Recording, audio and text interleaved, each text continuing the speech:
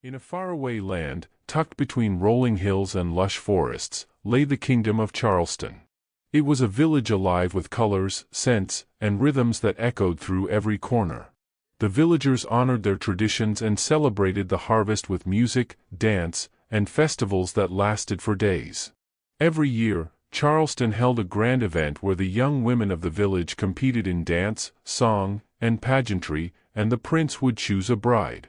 The prince's name was Ibuka, and though many had heard of him, very few had ever seen his face. The excitement that year was greater than ever, for the queen had declared a new rule: the prince could choose any woman from the finalists, or even from the crowd, if she caught his heart. In Charleston lived a gentle couple and their 2 daughters. The elder daughter, Fatima, was the pride of the village. Her beauty was striking, eyes like polished onyx, skin that shone under the sun, and a grace that seemed effortless. But with beauty came pride, and Fatima carried herself with quiet confidence, sometimes bordering on arrogance. Her younger sister, Kemi, was also lovely but in a softer way. Her charm was in her laughter, her warmth, and her genuine heart. Fatima often looked at her sister and smiled with affection, though sometimes impatience crept in. Their parents often reminded them, "Beauty is a gift, but kindness is a crown. Never forget the crown, even when the gift shines." The festival began as the sun dipped low, painting the sky in orange and gold. The streets of Charleston were alive with music. Drums thundered like the heartbeat of the earth, and dancers moved with fire in their veins. Women spun in skirts of crimson and gold, men leapt and stamped in rhythms that shook the ground. Fatima twirled, her elegance captivating many eyes, while Kemi danced with joy that radiated from her very soul. Next came the singing competition. Voices rose into the night, carrying stories of love, hope, and harvest blessings. Fatima sang beautifully, her voice clear and commanding, yet there was a stiffness to it, a careful perfection. Kemi's voice was softer, but it carried something deeper, a warmth that touched hearts and drew people in, leaving a lingering echo of sincerity. Finally, the pageant tested the poise and wisdom of the young women. The elders asked questions about life, duty, and kindness, seeking not just beauty but the heart behind the face. Fatima answered with precision, her words polished and sharp. Kemi answered with thoughtfulness, her words humble and wise. When the results were announced, Fatima's heart sank. She had been sure of victory, but her name was not called. Kemi, to everyone's delight, had been chosen as a finalist. Fatima's lips pressed into a thin line, and for the first time, jealousy and disappointment clouded her thoughts. She had tried many years, yet her chance seemed lost.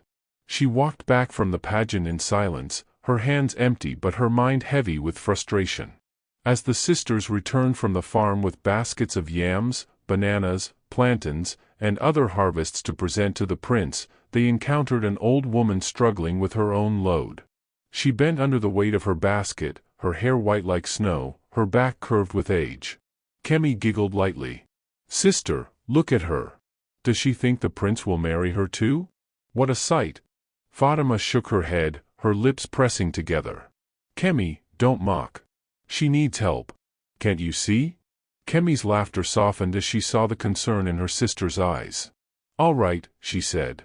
"Let's help her, but she insists you carry the baskets, Fatima." "I cannot." Fatima hesitated. Her hands were already blistered from the farm, her arms tired, and her heart still stung from the competition. Yet, something inside her stirred, a quiet voice urging her to act. "Very well," she said. "If she asks, then I will." And so, Fatima hoisted the baskets onto her shoulders. The old woman smiled, a deep, knowing smile. "Thank you, child. You have a heart that is rare. May it guide you well." Kemi walked beside her, helping where she could, cheering her sister on, while Fatima carried the weight, her muscles straining, but her spirit lifting with a quiet sense of fulfillment. That evening, they arrived at the festival grounds. The air was alive with firelight and music, but Fatima barely noticed. Her mind wandered, thinking of the old woman's smile and the words she had spoken. Kemi, on the other hand, was radiant, her joy untouched by competition or expectation. The pageant continued late into the night. Kemi shone, her grace undeniable, winning the crown she had worked for. Fatima watched, her heart a mix of pride and sorrow.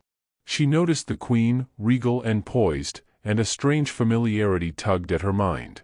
There was something about the queen's face that reminded her of the old woman in the fields. Could it be? Fatima wondered, but said nothing. After the festival, the queen addressed the prince.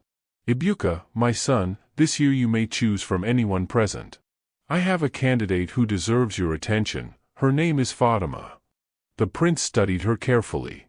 He admired her beauty, her elegance, and the quiet strength in her eyes. Yet he sensed something amiss, something that spoke to human connection, warmth, and passion. Fatima was lovely, but she lacked certain qualities he sought for a life partner. He chose another, leaving Fatima standing quietly, her heart heavy yet calm, for she had learned something greater that day, but her journey was far from over. Impressed by her kindness and strength, the queen appointed Fatima to a prestigious position in the kingdom, one that allowed her to travel beyond Charleston, to see distant lands, trade knowledge, and build a legacy that surpassed even that of her sister. Kemi, now married to the prince, enjoyed the life of royalty, yet found her freedom limited, constrained by palace rules and expectation. Fatima's heart grew richer with every journey. She saw the world, touched many lives, and became known across lands as a woman of courage, wisdom, and grace. Though she had not won the prince's love, she had won something greater, a life filled with purpose, opportunity, and fulfillment. The sisters' paths diverged, one lived in splendor and constraint, the other in freedom and influence, both loved and remembered in different ways. The villagers of Charleston often spoke of Fatima long after she had traveled far and wide. They remembered not just her beauty, but her heart, her courage, and her wisdom.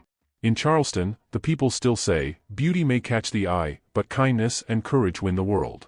And those words were never truer than in the story of Fatima, who carried baskets for an old woman one afternoon and carried herself into legend forever.